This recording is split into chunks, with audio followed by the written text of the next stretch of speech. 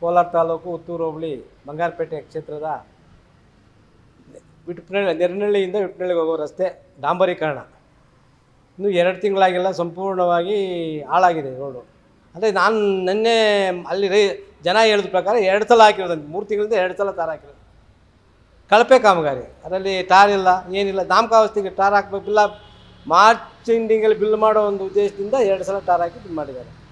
ಅದು ಸಂಪೂರ್ಣವಾಗಿ ಹಾಳಾಗ್ಬಿಟ್ಟಿದೆ. ಮಳೆ ಬಿದ್ದರೆ ಗಾಡಿಗಳು ಹೋಗೋಕ್ಕಾಗಲ್ಲ, ಸ್ಕಿಡ್ ಆಗುತ್ತೆ, ಜನ ಸಾಯೋ ಪರಿಸ್ಥಿತಿ ಬಂದಿದೆ ಇವತ್ತು. ಸ್ಥಳೀಯ ಜನಪ್ರತಿನಿಧಿಗಳು ಕೂಡ ಅದಕ್ಕೆ ಕಿವಿ ಕೊಡ್ತಾ ಇಲ್ಲ. ಏನಾಗಬೇಕು ಅವ್ರಿಗೆ? ಅನುದಾನ ಹೋಗಿದೆ, ಕಮಿಷನ್ ಬಂದಿದೆ, ಇನ್ನೇನಾಗಬೇಕು? ರಸ್ತೆ ಮಾಡಿ ನಮ್ಮದು ಅವಶ್ಯಕತೆ ಏನಿದೆ ಅನ್ನೋ ಮಟ್ಟಿಗೆ ಅವ್ರು ಕೂಡ ಜನಪ್ರತಿನಿಧಿಗಳು ಕೂಡ ಅಲ್ಲಿ ಗಮನ ಹರಿಸ್ತಾ ಇಲ್ಲ.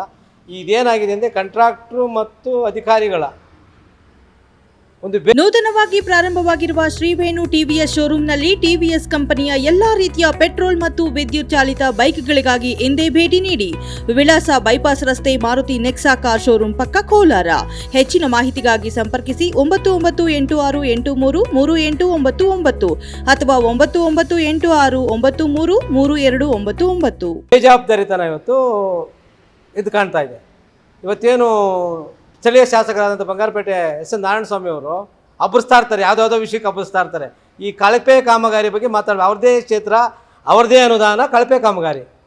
50% ಕಮಿಷನ್ ಅಂತ ನಾನು ಇವತ್ತು ಕೂಡ ಹೇಳ್ತಾ ಇದ್ದೀನಿ. 50% ಕಮಿಷನ್ ಸರ್ಕಾರ, ಇದು 50% ಶಾಸಕರು ತಗೊಂಡಿದ್ದಾರೆ ಅಂತ ನಾವು ಹೇಳ್ತಾ ಇದ್ದೀವಿ. ಇಲ್ಲಿದ್ರೆ ಆ ಥರ ಆಗ್ತಾಯಿಲ್ಲ. ರಸ್ತೆ 2 ತಿಂಗಳಿಗೆ 2 ಸಲ ಟಾರ್ ಹಾಕಿ 2 ಸಲ ಕಿತ್ತೋಗ್ತದೆ ಅಂದರೆ ಇನ್ನೇನು ಮಾಡ್ತಾರೆ? ಅನುದಾನ ಹೋಗಬೇಕು, ಡ್ರಾ ಆಗಬೇಕು, ದುಡ್ಡು ಕ್ಯಾಶ್ ಬರಬೇಕು, ವಾಪಸ್ ಬರಬೇಕು. ಈ ವ್ಯವಸ್ಥೆ ಆಗಿದೆ. ಏನು ಇವತ್ತು ಕೋಲಾರ ಜಿಲ್ಲೆಯಲ್ಲಿ ಸಂಪೂರ್ಣವಾಗಿ, ಬಂಗಾರಪೇಟೆ ಕ್ಷೇತ್ರ ಅಂತಲ್ಲ, ಕೋಲಾರ ಜಿಲ್ಲೆಯಾಗಿ ವೇಮಗಲ್ಲಿರ್ಬೋದು, ಎಲ್ಲ ಕಡೆಯೂ ಕಳಪೆ ಕಾಮಗಾರಿಗಳು ಪೇಪರ್ಗಳಲ್ಲಿ ಬರ್ತಾ ಇದ್ದೀವಿ ಇತ್ತೀಚಿನ ದಿನಗಳಲ್ಲಿ. 3 ದಿವಸಕ್ಕೆ 2 ತಿಂಗಳಲ್ಲಿ ಟಾರ್ ಕಿತ್ತಾಗ್ತಾಯಿದೆ ಅಂದರೆ ಅನುದಾನ ಎಷ್ಟು ಕೊಡಬೇಕು? ಎಷ್ಟು ಸಲ ಅನುದಾನ ಹಾಕಬೇಕಾಗತ್ತೆ? ಇವತ್ತು ಜನಗಳ ಒಂದು ತೆರಿಗೆ ದುಡ್ಡದು, ಯಾರಪ್ಪನ ಮನೆಯಿಂದ ಆಸ್ತಿಯಿಂದ ಕೈಯಿಂದ ಜೋಬಿಂದ ಕೊಟ್ಟಿರೋದಲ್ಲ, ತೆರಿಗೆ ದುಡ್ಡನ್ನ ಹಾಳು ಮಾಡಿ ಕಮಿಷನ್ ಹೊಡಿತಾ ಇದ್ದಾರೆ, ಅಷ್ಟೇ ಇದ್ರೆ ದುಡ್ಡು. ಇವತ್ತೇನು ಬೇಜವಾಬ್ದಾರಿ ಸರ್ಕಾರ ಆಗಿದೆ. 2 ವರ್ಷದಲ್ಲಿ ಯಾವುದೇ ಅನುದಾನಗಳು ಬಂದಿಲ್ಲ. ಆ ಬಂದಿರೋ ಅನುದಾನ ಅಲ್ಪ ಸ್ವಲ್ಪ ಅನುದಾನ ಕಳಪೆ ಕಾಮಗಾರಿ, ಕಮಿಷನ್ ನಾವಳಿ. ಜನ ಓಡಾಡ್ಬೇಕಾದ್ರೆ ಭಯ ಆಗ್ತಾಯಿದೆ. ಇವತ್ತು ಏನು ಎಸ್.ಎನ್. ನಾರಾಯಣಸ್ವಾಮಿ ಇರ್ಬೋದು, ಅಂಜೇಗೌಡರು ಅವ್ರ ವ್ಯಕ್ತಿ ಪ್ರತಿಷ್ಠೆಯಾಗಿ ಜಗಳ ಆಡ್ತಾ ಇದ್ದಾರೆ. ಈ ಅಭಿವೃದ್ಧಿ ಕಡೆ ಗಮನ ಕೊಡಬೇಕು ಅವರು ಇಬ್ಬರು. ಇವಾಗ ಕೋಲಾರದಲ್ಲೂ ಸಹ ಕೆಲವು ಕಡೆ ಟಾರ್ ಹಾಕಿದ್ದಾರೆ, ಅದು ಕಿತ್ತೋಗಿದೆ. ಮುನೇಶ್ವರ ನಗರ ಇರ್ಬೋದು, ಮುನೇಶ್ವರದಲ್ಲಿಂದ 6 ತಿಂಗಳಾಗಿಲ್ಲ ಟಾರ್ ಹಾಕಿ, ಅಲ್ಲೇ ಜೈಲಿಗೆ ಬಂದುಬಿಟ್ಟಿದೆ, ತೇಲಾಗಿದೆ. ಸಂಪೂರ್ಣವಾಗಿ ಎಲ್ಲ ಕಡೆ ಕಳಪೆ ಕಾಮಗಾರಿ.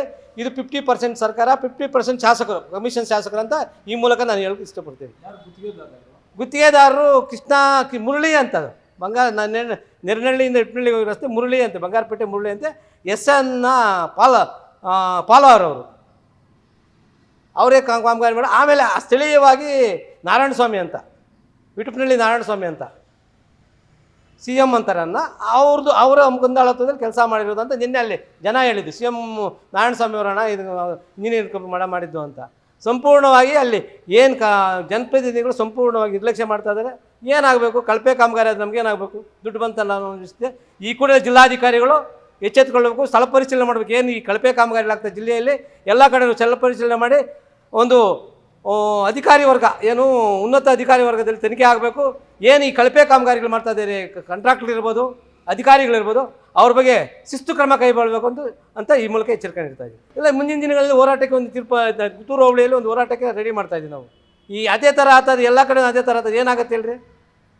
ಯಾಕೆ ಯಾರು ಕೇಳ್ತಾ ಇದ್ರೆ ಏನೋ ಒಂದು ರೆಡಿ ಮಾಡ್ತಾರೆ. ನಿನ್ನೆ ಯಾರೋ ಇಂಜಿನಿಯರ್ಗೆ ಫೋನ್ ಮಾಡಿದೆ, ರೆಸ್ಪಾನ್ಸ್ ಇಲ್ಲ. ನಂದಲ್ಲ ಸರ್, ಶ್ರೀನಿವಾಸ್ ಅವರು ಅಂತ ಫೋನ್ ಕಟ್ ಮಾಡಿದ್ರು. ಜಿಲ್ಲಾ ಪಂಚಾಯತಿ ಇಂಜಿನಿಯರಿಂಗ್ ವರ್ಕ್ಸಿಂದ ಇದಾಗಿರೋದು.